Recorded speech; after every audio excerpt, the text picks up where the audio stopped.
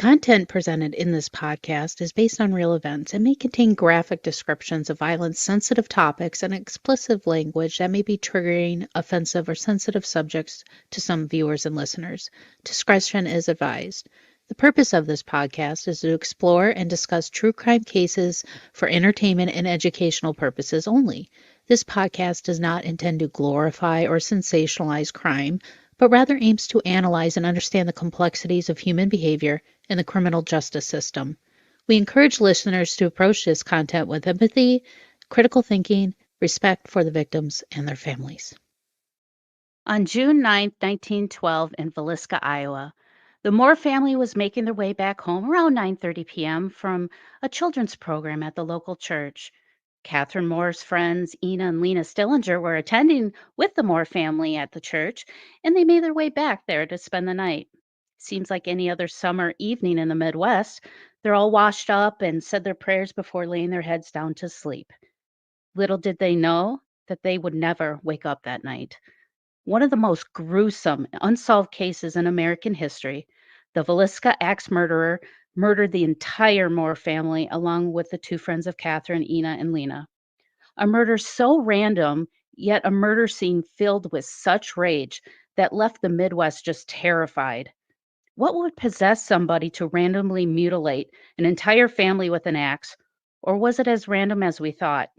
Tonight we'll explore the possibilities, suspects, and motives and try and get some answers, even if those answers come from beyond the grave, with our special guest, Johnny Hauser. It's time to start the show. Let's hit it.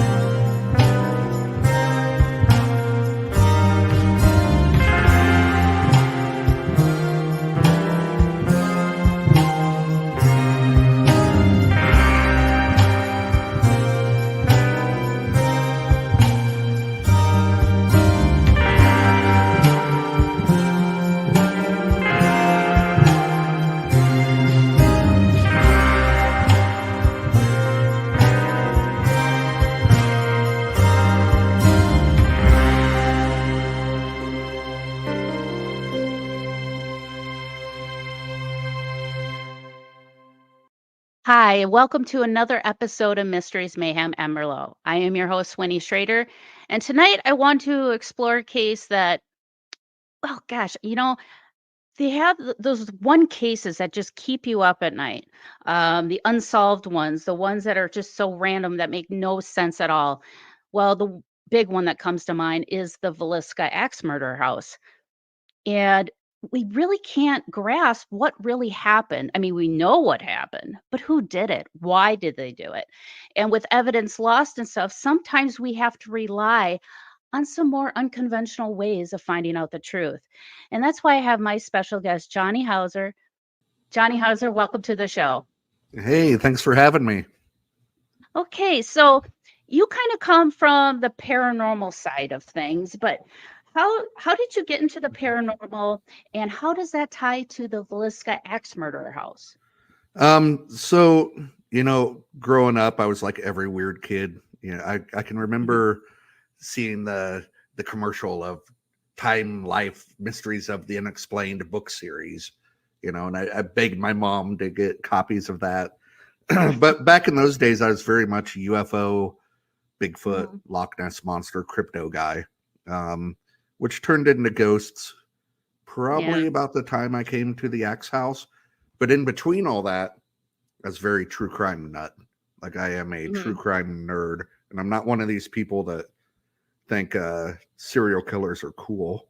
It's to me, what made Ed Gein decide to wear a skin suit around the house? Like, it's the psychology of it. Yeah, it's just like, why? And I actually went to college for...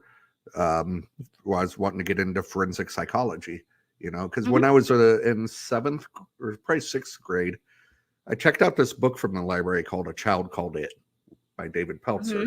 This horribly abused child locked in a dog kennel, cigarette butts put out on him. I mean, the worst you can imagine.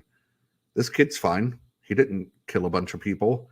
If anyone should have killed a bunch of people, this kid should have, but He didn't. So that got Mhm. me interested in why people do what they do. And then, of course, it went right off the bat to Charlie Manson, the Yeah. normals, to Ed Gein, Jeffrey Dahmer, Gacy, Ted Bundy, all the Oh, it's a usual suspects.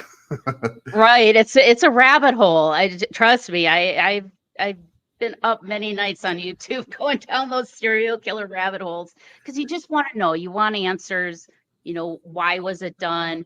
And like what would make somebody possess, like with the Villisca Axe murder, what would possess somebody to just go in and just hack up a whole family Ex- there's like no reason or anything to it, no logic. So, and that's why I love true crime, and you and I are on the very same page of the true crime train. So, Yeah, I fall asleep to Forensic Files at night. That narrator's voice is just like perfect. What? Did we just become best friends? Yep. I know I do that too. When I can't sleep, I turn on Forensic Files. And then I wonder why I'm depressed sometimes. I talk about true crime murders. I watch true crime. Like sometimes I just have to watch like Billy Madison and just laugh. Yeah, you gotta clear that palate. Though I go to bed every night with Keith Morrison. I'm not gonna lie. I love Dateline. I listen to the podcast, but yeah, I totally understand what you're saying. Sometimes you need to clean that palate. And I'm more of a Dave Chappelle. He's kind of my palate cleanser. And Perfect. That's a good one. Pop an episode of that on, and I'm okay. I'm good to go. Yes. It's yin and yang. You got to have balance. Yeah. So you got in the paranormal. So you said that you really didn't get into the ghost side of things till you got to Villisca. What kind of drew you to Villisca and your introduction, I guess, to spirits and ghosts? So I mean, kind of backing up a little bit. I mean, I feel like I was drawn to Villisca. It's like puzzle pieces being put together. I had ghostly activity as a child, but I was more into UFOs, because I've never seen, to this day, I've never seen a ghost, but I've for sure seen a UFO, I'll try and make it as quick as possible. Like when I was a little baby, my mom was doing laundry in this farmhouse, second story. She had the windows open, nice summer day. I crawled out the second story window and fell 2 stories down. Being a parent now, I can't imagine the horror of my mom's mind. She runs down. I was fine. Not even a scratch. They didn't even take me to the hospital. Right. And mom always goes, "Oh, the angels were watching over you." Maybe that's what's wrong with me today, the not going to the hospital. But so then another one of my first memories was this house I lived in. Me and my brother had bunk beds. I'd always wake up in the living room bawling my eyes out every night. And I have no idea how I got out there. Later on in that same house, my brother's best friend ended up going to prison, stabbing a lady 30 sometimes with a fork. Moved into other houses that had stuff happen. I can remember I was a little guitar player when I was 12 years old, and I had my amplifier on, my guitar on, and a wah pedal, which a wah pedal sweeps frequencies. It's like the beginning of Voodoo Child by Hendrix, that wow sound. Yeah. And had it in this up position, voices start coming out of my amplifier. And I'm like, what? It's like picking up a station or something. So my dad grabs a boombox, hits record, starts asking questions.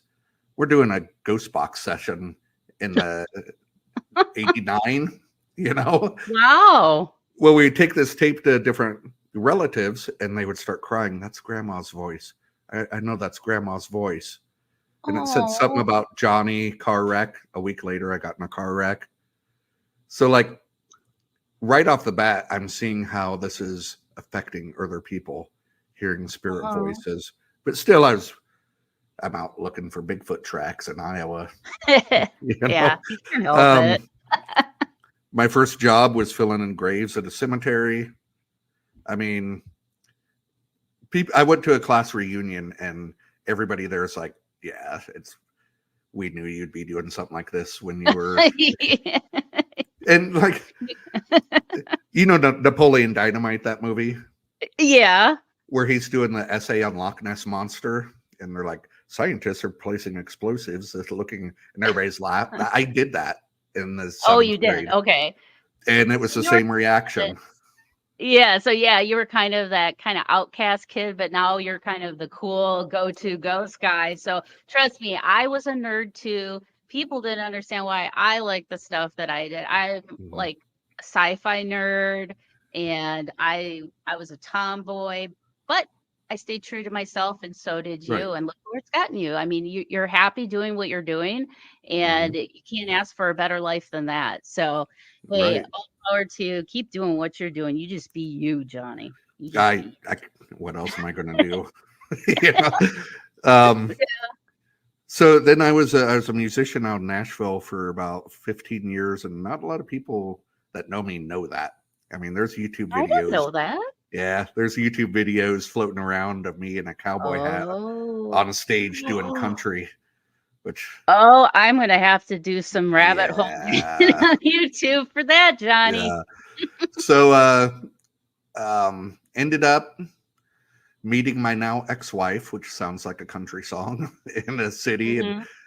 at that point is like if my drummer slurps his pop one more time, I'm nose diving out of this bus. Like just too much of being with the same people every day. Yeah. So she wanted to move to Villisca, where her family's from. Right Mhm. off the bat, I'm like, oh, the Axe Murder house, from my true crime background. I Mhm. came and asked Darwin, who owned the house, every day. I'm asking him questions. And he goes, do you just want a job? You're here every day. I might as well pay you to do something. And that's how it started. That's Oh, how, that's cool. but it's like just stepping stones. And then all of a sudden, I get a job here. And back in those Mhm. days, it was nothing. But the house next door opens up. And I'm like, you better snatch that up before somebody's revving their car or knocking at the doors and ruining the Axe Murder house overnights. Mhm. And I mean, this is right when taps came on. Nobody's doing overnights, you know? Yeah. So then I end up moving next door to Mary Peckham's house, which was the lady that found them. And I mean, it's just like meant to be here, you know? Right. Yeah. Well, there's places that I'm drawn to as well. And, sometimes I was drawn to the Palmer House in Minnesota. For some reason, I had never been there. And finally, I went to an event that Dave was having there. And, next thing I know, I'm Dave's wife. Mm-hmm. So, it could be very well like this is where you're meant to be. And obviously, you're happy doing it. So, now that you're here and you're working for this, what was your goal, I guess? What were you hoping to find out? Were you looking at it as a more of a paranormal aspect, or are you coming in wanting the job as a more of a armchair detective? Armchair detective for sure. So, Okay. and just a quick thing, I have so many stories, I forget half of them. Oh, don't worry about it. I was going through old photographs. My mom lived out in Arkansas, mom and dad do, and she's almost OCD with her photographs. She has from the 60s on up, chronological order. And I'm looking how dumb I looked in the 80s, and I find a picture of the Axe House. And I'm like, Okay. what is this? And she looks at the back. She goes, oh, you're like 10 years old, and you insisted we drive by there so you could take a picture of it. I don't remember any of that. Why would I care? Right. Yeah. It's not like it's a side show. Well, now Nobody it's even kind knew of about a it trend. back then. Right, right. It Nobody wasn't talked like a about it. place. Yeah, it wasn't like a sideshow attraction that, hey, I Right. want to go see the big ball of twine. I mean, Yeah. back then, Villisca it was not the business that it is today. So, And so so, you were drawn to it even as a child. and right off the bat is like from a detective standpoint, I went to the library and I asked as many Uh-huh. questions as I could in there. And this old lady goes, take this key, go to the basement, unlock this door. And I'm like, what is happening? I do this, and there's all these boxes, and it's all the Mhm. old handwritten detective notes. And I'm like, Oh, cool. and I poured through every one of those notes. I read F.F. Jones, who was a suspect. I thumbed through his personal Bible, read 20 years of letters he wrote his daughter in New York, like poured through all of it. Because my thought was, I watch every forensic file. I can solve this. These old Right. detectives were dumb.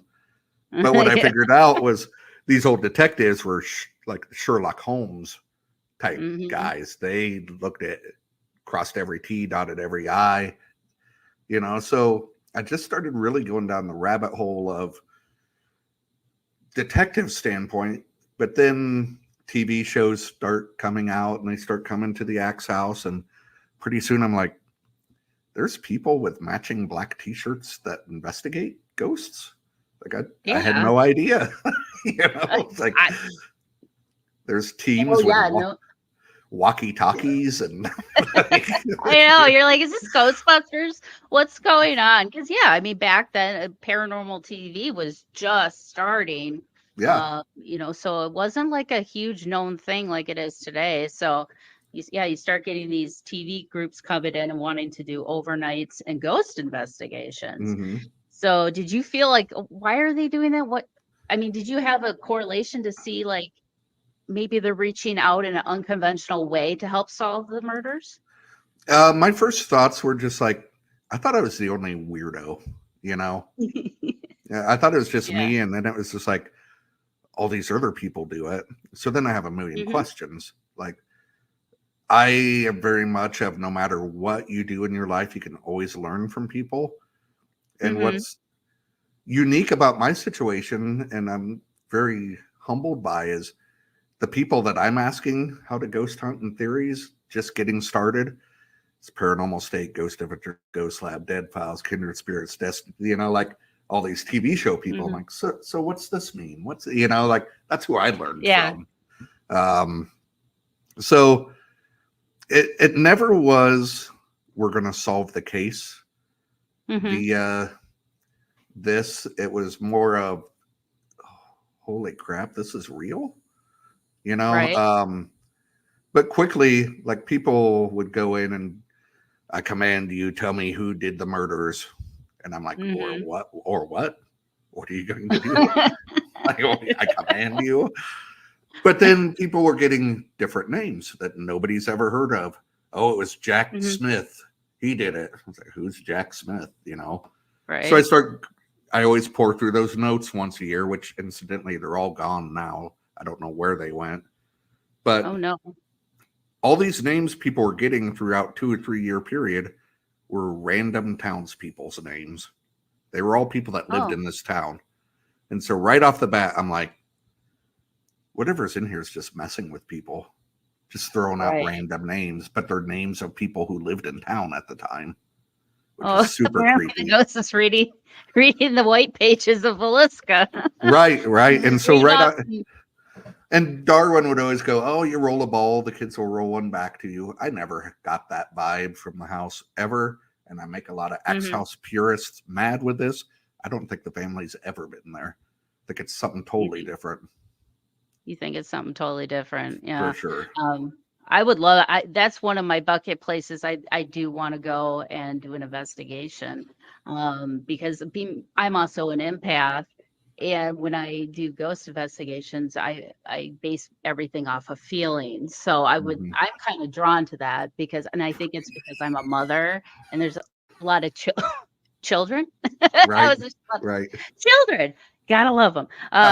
Just me being a mother, I connect with children's spirits. So, they're very strong when I'm around them. So maybe I could try and pick something up because if I don't feel any children there, obviously, then the children aren't there. So, and I also think like the house gives you it's like rose red. It's like reflects back to you what you put into it.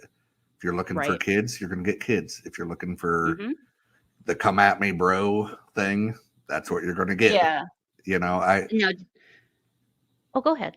It's this like a very, very Amityville too. Like a lot of the people are like, so-and-so got in a fight with so-and-so. It's like the house tried splitting the team up. And this story is very common of what comes from the house. Had a guy by himself, gets an EVP of a woman saying a woman's name. And I'm like, that doesn't ring a bell historically. I'll have to do some research. He goes, no, that was my girlfriend's name 33 years ago in Texas, who's still alive. Next night, YouTubers from Maryland, name from their past, super personal. To me, that's something in the house going, I know everything about you, and I want you to know I know everything about you. which is very Okay, so sinister. yeah, malevolent.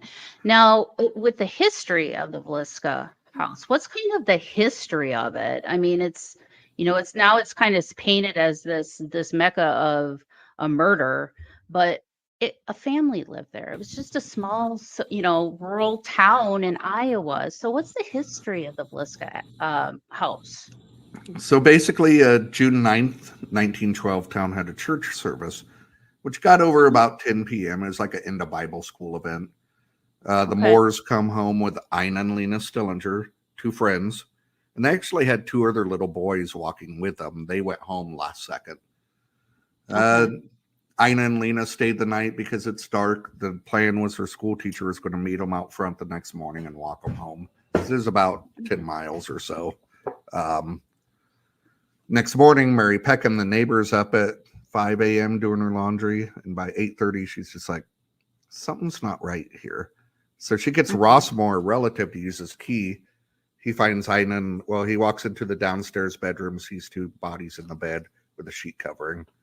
He runs out and says something terrible has happened. That ended up being Ina and Lena Stillinger. So the authorities come down, they go upstairs, find 6 more bodies, the entire Moore family. So you got 8 total, 6 kids, sadly, 2 adults. Everyone's in bed. Sheets covering the bodies. The axe is left downstairs, bacon on the floor, mirrors covered with sheets, food at the table, bloody water, cigarette butts, footprints. All that's destroyed by half the town now walking around in the house. And they say half the town, but back then it was 4,000 people. I doubt there were 2,000, but even if it's a fourth of that, it's an enormous amount of people in the crime scene. Right.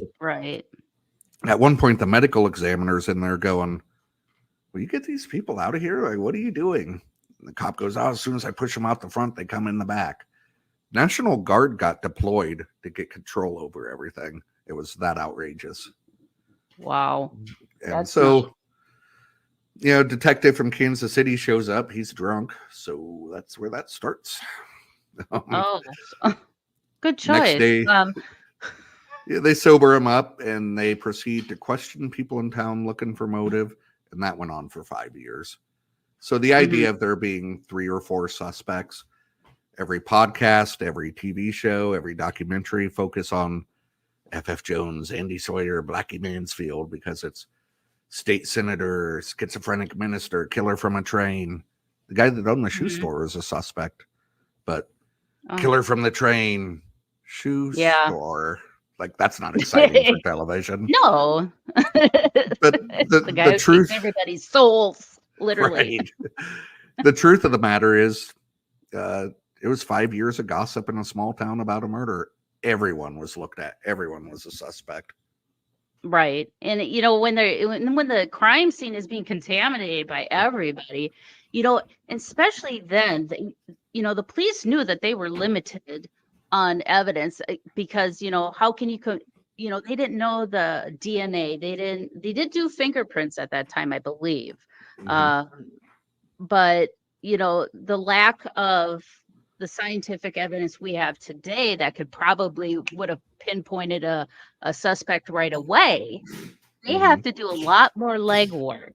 So when you're contaminating everything, it makes it a lot more difficult to narrow down suspects. And yes, I've heard all the rumors of there was this axe murderer on a train that would just randomly go through towns on a train and hop off and murder family and hop back on.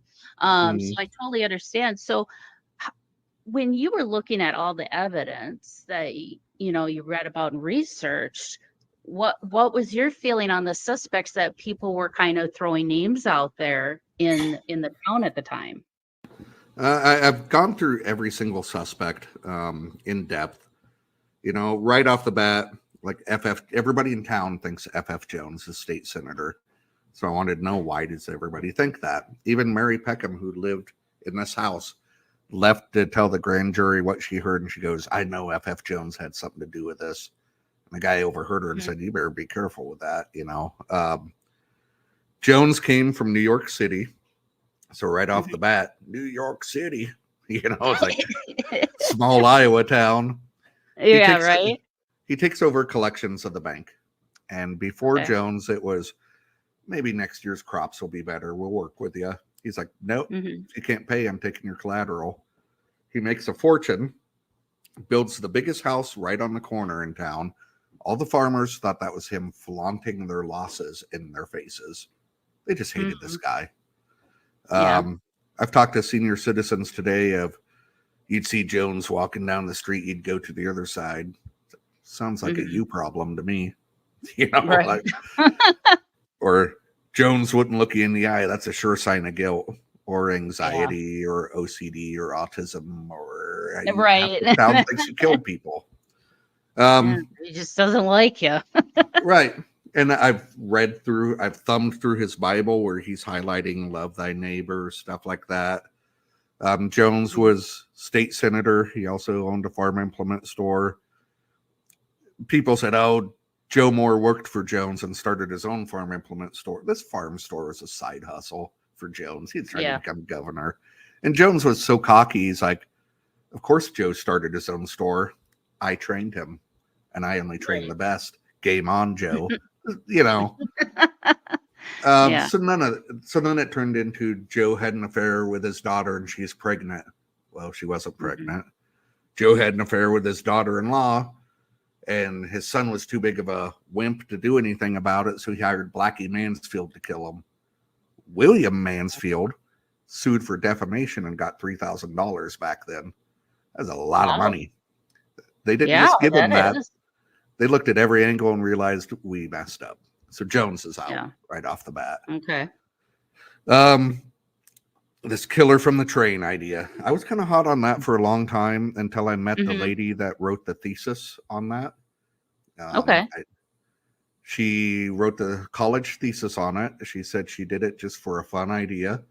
And she put it online, not even knowing why she put it online. Then she said all of a sudden there's a book out about it. Email saying, hey, we wrote this book based on your thesis. She doesn't even believe the thesis. Oh, she just wrote a thesis. Hey. Yeah, it's just an idea. Something, you know. So, yeah. But then I kept looking because I was like, it's got to be. There's so many similarities. It could be. Very well could be. I don't know. I'm not saying either way. But I do know Colorado Springs, Paola, Kansas, Monmouth, Illinois. These law enforcement agencies knew about this. They came here to meet with Villisca to see if it was connected, and they left going, probably not. Okay.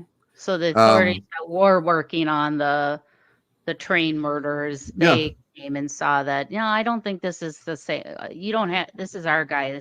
He wasn't here type of thing. So that was a gut punch for me. It's like, oh, they missed something. And I'm like, I had to check myself. I'm like, they were there, dude. Maybe you missed something, you know, which again, I want to be careful because I'm not saying, I don't know. I have no idea who did it. It could have been. Could have been Jones. Jones could have been riding a train with the killer. Could have been Carol Baskin. Who knows? You know. That's the thing. Blame Carol Baskin. I'm glad that joke still holds water a little bit. Oh, it never gets old. Right. Well, the one thing that I thought was very peculiar about the murder scene, that all the mirrors in the house were covered with a sheet or a shirt or something.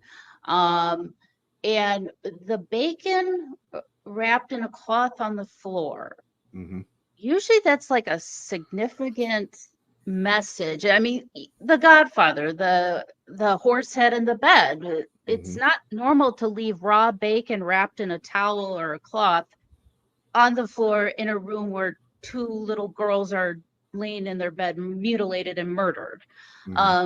So finding those things in the house on the murder scene, what was kind of the police's theory? Like, were they using that as trying to find a motive or a suspect? Because to me, that seems like it's something that's very personal. They're trying to relay a message, but it's almost like they didn't want to do it, but they had to do it or something. I don't know. What was kind of the theories that the law enforcement were kind of milling around at that time with that evidence? So I might break your heart with the bacon story. Is it false? Well, it was there. So the bacon wasn't even a thing until like 10 years ago when I hear somebody saying it's a sexual thing, and I was like, what? So Sarah Moore cured bacon, and back then you'd rub it down with salt, wrap it in cheesecloth, put it in a dark place to cure for a month. She didn't use the pantry because there was a window. She used that closet in mine and Lena's room to do that, and it was just found right outside the closet, so it wasn't even looked at as anything. Oh, okay. So it wasn't placed there; it was just accidentally there. Right. And I tell people that have heard the stories of it being a sexual thing, and they look almost upset, and I'm like, sorry to ruin your excitement that it wasn't a sexual thing. What? Oh, see, to me, I almost felt like it was a Hatfield and McCoy type of thing. Like, oh, did this the Moors, did they like take somebody's, pork stock or something like that? That was the message they were leaving behind. Yeah, so that theory, that is kind of the bacon was there, but not for the reasons everybody thinks. Right. And everybody talks about one of the Stillingers being molested. Not the case. That didn't come about till years after the fact, when the guy who owned the newspaper, who was an opium addict, said, no doubt the work of a sexual pervert. I mean, who else could do it but a sexual pervert, Right. And he said the guy did it naked with underwear on his head. How would he know? And I read this in the old microfiche machine, and I'm like, somebody should have talked to this weirdo. Like, why? Right. Because how would he know unless he was there? Because that's a very specific thing.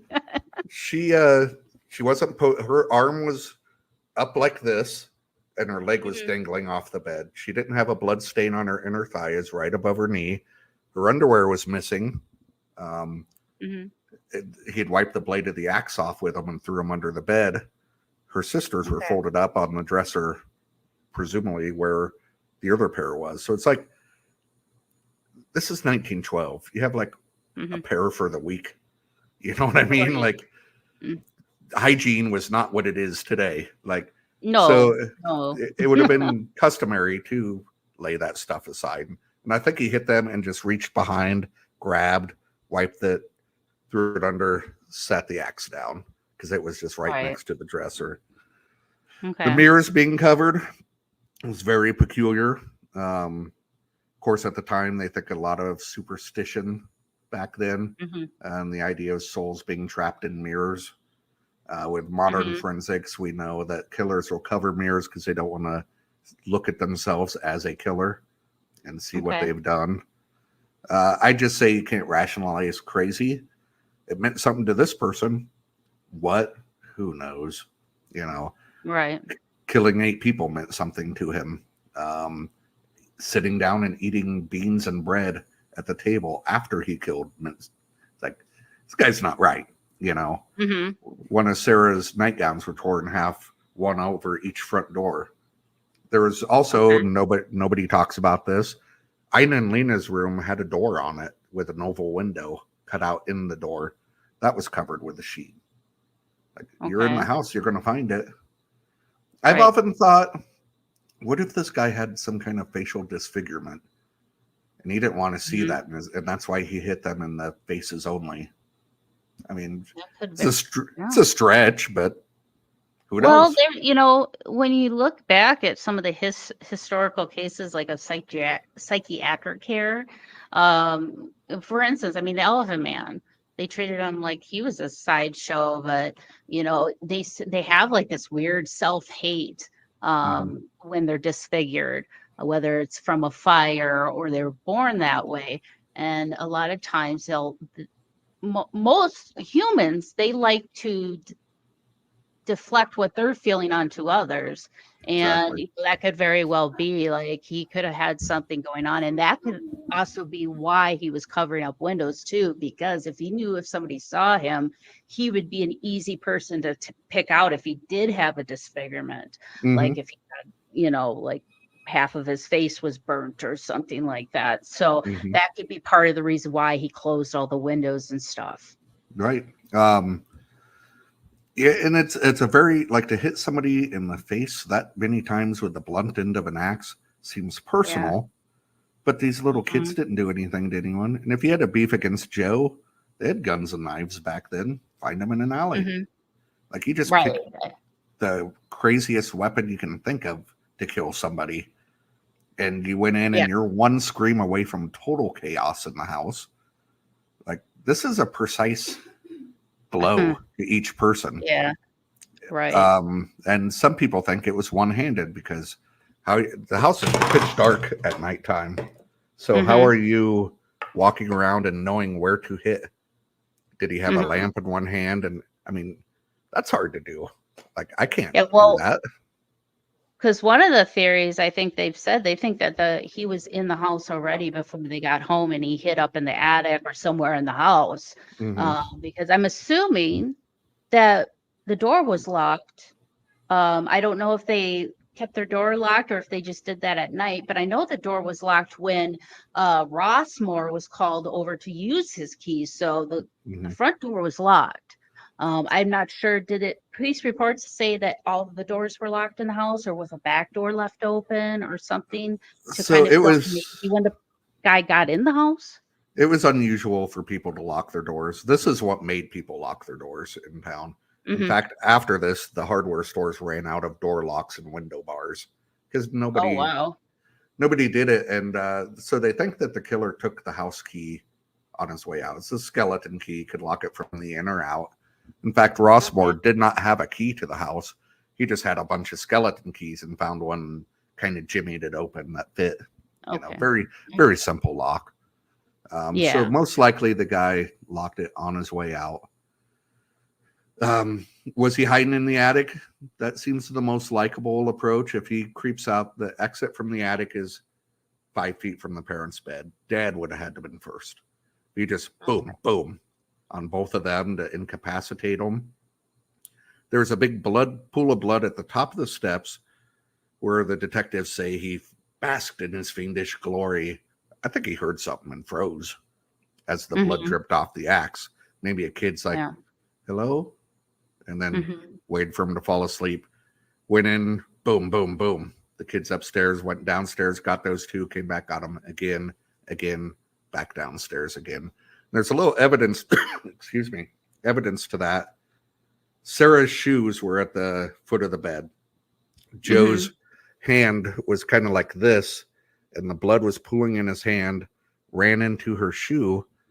But when they found the bodies, there's dried blood in the shoe, and the shoe was knocked over, dried blood under.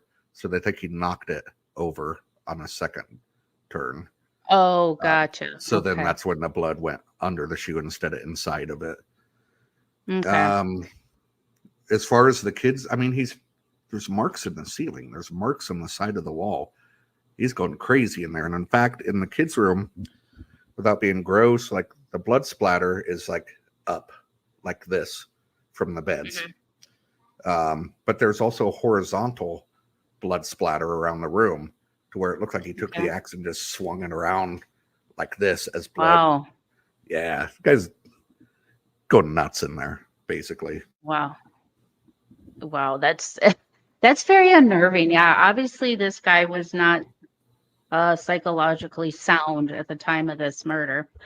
We do have to take a quick break, but when we come back, you have some information that you have not even publicly shared yet. We're trying to get the exclusive. So we're going to talk about that and find out what that new information is and how it's going to tie in, possibly giving more resolve, I guess, to the Villisca Axe murder. We'll take a quick break and I'll see you in a bit. All right, folks. Summer is here, and the Paranormal 60 Swag Shop has all your supernatural summer must-haves.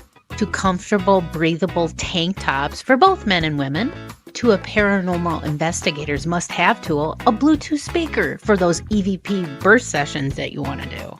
Or you can hang out at a cemetery at night and rock out with the dead with some wicked, wicked tunes. And don't forget your Paranormal 60 sling bag, which you can carry all your summer stuff in while you're out and on the go.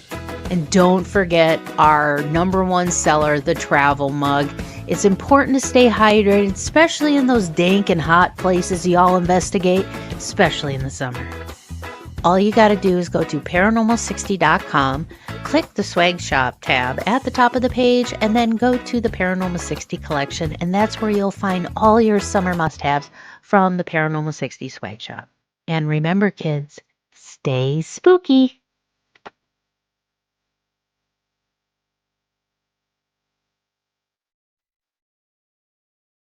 Okay, and we're back. My guest, Johnny Hauser. We kind of alluded before the break that there was some news that hasn't been publicly shared that Johnny has that he is going to exclusively share with us. So, Johnny, what is the new information that you have about the Villisca Axe murders and some new evidence or information that may shed some light on possibly solving this once and for all? So it revolves around Reverend Kelly. Okay. I will say Reverend Kelly, with all the suspects, checks so many red flags, so many check marks on him.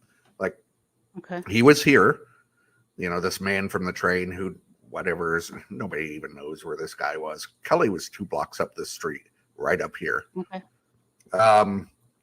He confesses to it. He tells people on the train before they find the bodies, turns in a bloody shirt to be dry cleaned, comes back inserting himself into investigations like he's a detective.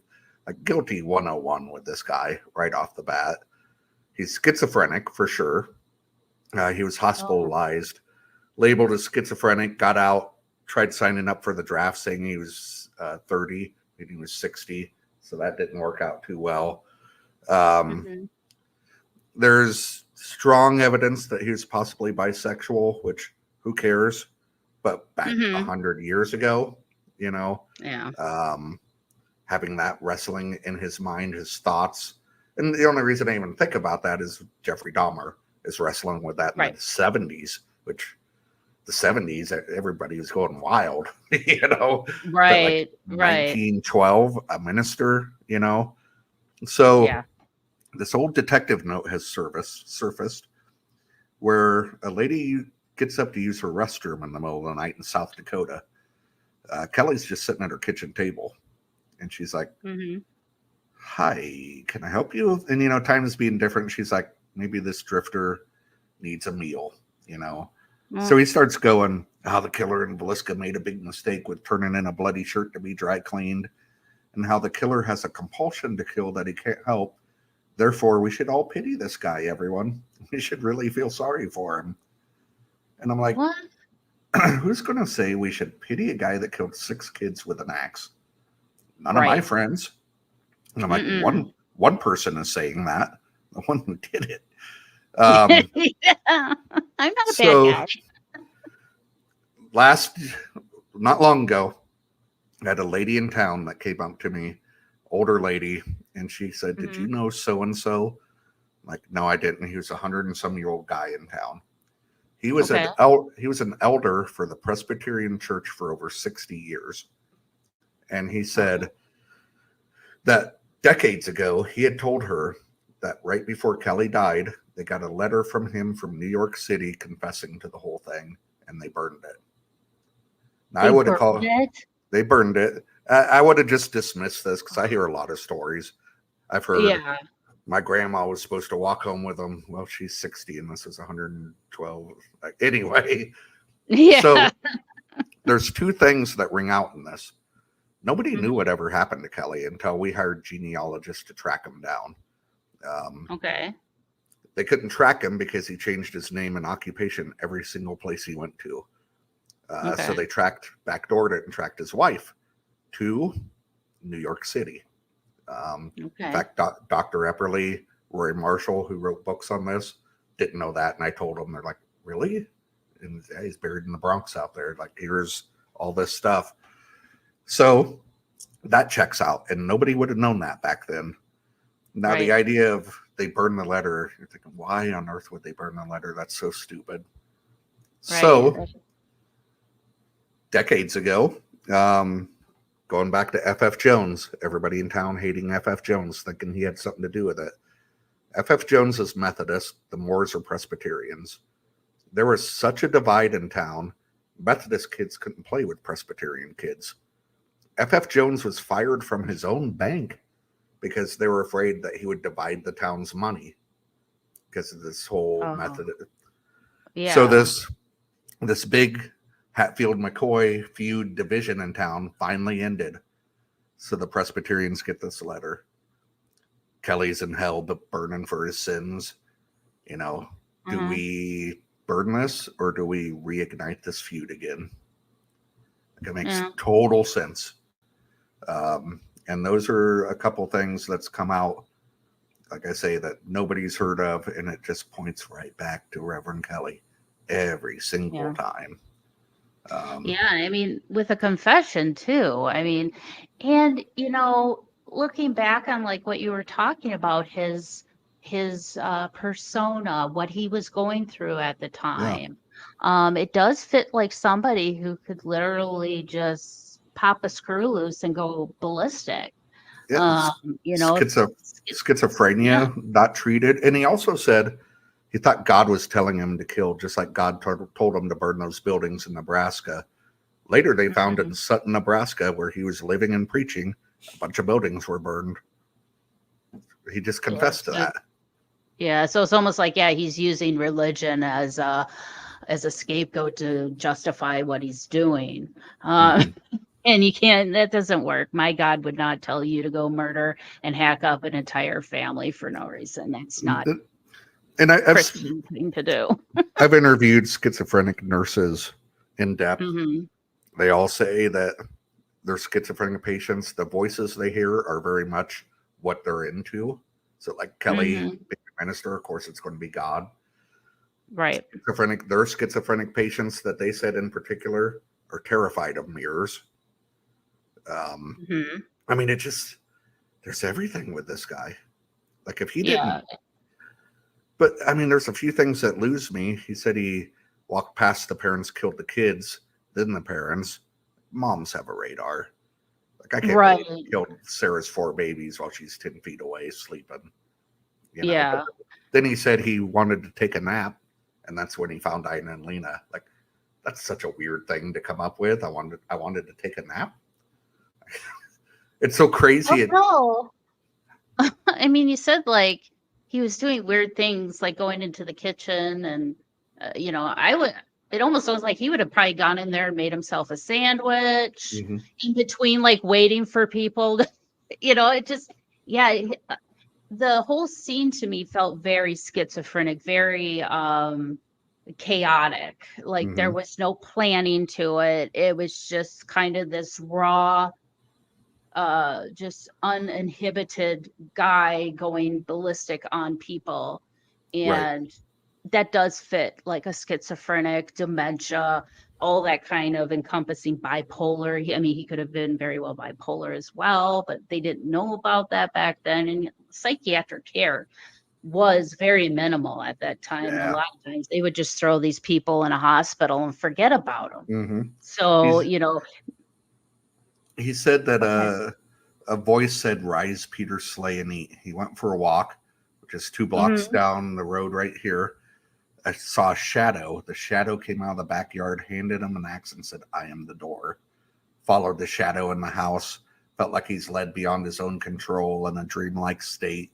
Climbed Jacob's ladder to heaven, all this weird stuff. Ronald DeFeo said a shadow gave him the weapon, told him to kill. Felt like he's led beyond his own control. Like one of his 1 million confessions. It's changed 1 billion times, but 8 people killed in Villisca, 6 people killed in Amityville. The whole Native American burying ground at both places. There's no Villiscas anywhere on Earth. This is the only one. It's Waliska, which is Meskwaki for evil spirit. And Darwin told me 20 years ago, he goes, they'd bury their enemies in insane face down in shallow graves, so they were doomed to walk the earth. Darwin had a lot of stories. I'm like, okay, you know. Over the weekend at Gettysburg Bash, I'm talking to a guy that was very much into Amityville, and we're just talking.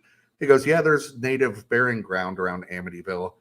And he goes, they'd bury their enemies in insane face down in shallow graves. And my head about exploded.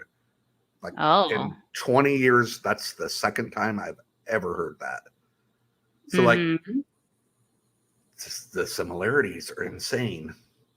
Right. And, when you have people too, and it's, let's say Villisca, and it is something that could be on the other side of the veil, something dark, malevolent, on the other side, a lot of times they will find the most vulnerable target to influence, and those are people with schizophrenia, people with depression, and things, people that are very vulnerable to, and that could very well be. I mean, a lot of people said Ted Bundy. There was times Ted Bundy would give off the smell of sulfur in the courtroom. All of a sudden they would smell sulfur. There was times they would say his eyes would change and his kind of like facial structure would change a bit. So, you cannot discount the paranormal not influencing the living when it comes to things like this, because it is not in our nature to treat people and humans this way. No. And it's something very dark, whether it's just in the brain or it could be a mix of influences. It's obviously something is happening to these people to make them lose their, top and completely mutilate another human being, let alone 8 human beings, right? 1 week after the murders here, a priest is going down the road. He gets run off the road because a shadow crossed in front of him in Erling, Iowa, which is an hour from here, which kicked off a year-long exorcism in Erling, Iowa. And you can Google "Begone Satan" and read the priest's journal day to day. Oh, so that was 1 week after this. A shadow passed it. I want nothing to do with Shadow Man. I'm just putting that out there right now. Yeah, you stay in the shadows, dude. Don't come near me. Well, that is very interesting, and I would love to kind of start digging into the surrounding towns of Villisca and just see if there's any kind of weird correlations, and maybe just the whole state needs to be exercised. So, like, I'm Minnesotan, we do have Iowa beef, but I've done that already. Oh, and like, I'll just go through a few quick ones. Woman is quilting and burns to death. How does that happen? Guy woke up not far from here, ate dinner with his family, went out, got a club, clubbed them all to death, sat on his front porch and proceeded to try and saw his own head off. A guy stabbed his wife in the town square, screaming, "She must die," in German. It just goes on and on. And our local drugstore, Stoner Drug, which is hilarious, but it used to be Honeyman Drug. They sold their own cold elixirs. And for a year, they advertised this in the newspaper. I'm going to bring it up just to show you. This was the name of the cold elixir made in Villisca. Oh. Well, I don't want to consume anything with that number on it. You should see me at a store. If my price comes up to $6.66, I pay an extra penny. Pack of gum. Yeah. I'm like, no, I don't like that number. Get it away from me. I guarantee that had so much heroin and cocaine in it that. Oh yeah. But it's just like back then. This stuff goes on and on and on, and we could do 10 podcasts with all the weirdness. Oh, we are. This should be a series, a TV series, for just all the weird crap in Iowa that's all surround the Villisca Axe Murderer house. Right. Well, Connie, is there a website or anything that you're connected with? Yes, if you go to www.ghostdaddy.com. That's a company I work for. We're developing ghost hunting equipment, all kinds of fun stuff. And then just me on all social medias is Johnny Hauser. Yeah, and I'll have all the links in today's program description, link to the website, along with your social media links as well. Well, thank you so much, Johnny. This was interesting. And yes, I want to dig in all the weird crap in Iowa. Who wants to saw off their own head? That's not cool. Right. Right. Yeah. We're definitely going to have you back on. We're going to go over those. Well, thank you so much, Johnny. And thank you all for listening. And I'll see you next week. Thank you for joining me for another episode of Mysteries, Mayhem, and Merlot. And until our next case, my armchair detectives, stay safe, stay vigilant, and stay aware. I'll see you right here next week on Mysteries, Mayhem, and Merlot.